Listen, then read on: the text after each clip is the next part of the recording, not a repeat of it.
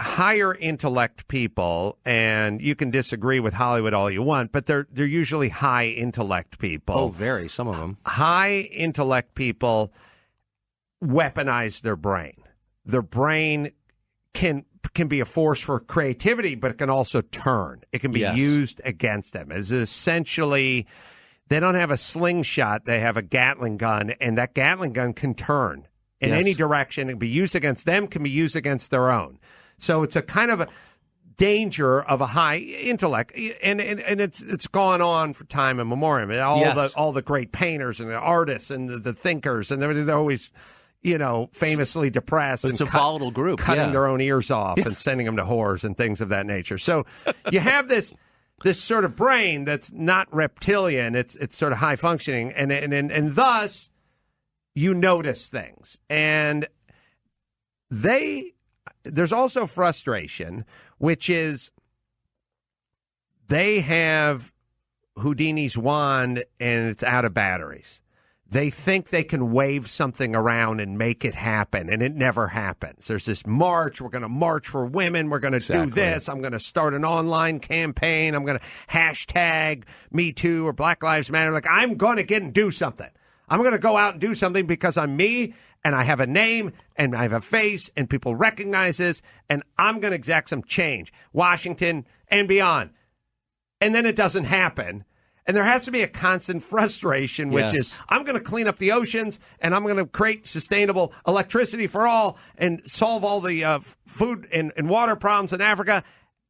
And 10 years goes by, and everything's exactly the same as it was, or maybe a little bit worse. If you imagine you live in a world where you've anointed yourself the poobah of problems, and I shall solve them, and nothing ever gets solved. That's totally right. That would be a very depressing life. But why wouldn't you instead solve the problems closest to you? Like, decide instead of, electrifying Burkina Faso that you're going to make your wife happy, or make sure your kids don't become dope addicts, or be kind to your brother-in-law who's out of a job. Those are achievable goals, right? Those are achievable, but they're bourgeoisie and very local. And I'm a global phenomenon. Yeah, exactly. I am known from here to Cannes, and I'm not going to just handle my business in Encino. I need to be known globally. And yes, quietly recycling, quietly taking care of the people around me, quietly having a strong bond and relationship with my kids. That's all good and well, but it does not make for legacy. It just makes for a handful of people that don't resent the shit out of their dad, or mom. So I need to make these sort of proclamations that get me global adoration and praise. So there's that. But then there's also this other thing that I feel very strongly about as a former carpenter, which is you need to physically do things with your hands. I agree completely. And if you live in a world where it's all up in your head and it's the next script and it's the next recital and it's the next movement and it's the next everything, and you never really just get out in that garage and start slamming together a bunk bed for your kid. Totally agree. Or change your own oil in your car, or just sort of get some dirt or grease under your fingernails. That kind of leads to madness. Men especially. They need to really get out there and get their hands dirty. And I do. I have a wood shop in both. I have two houses, and I have a wood shop in both of them.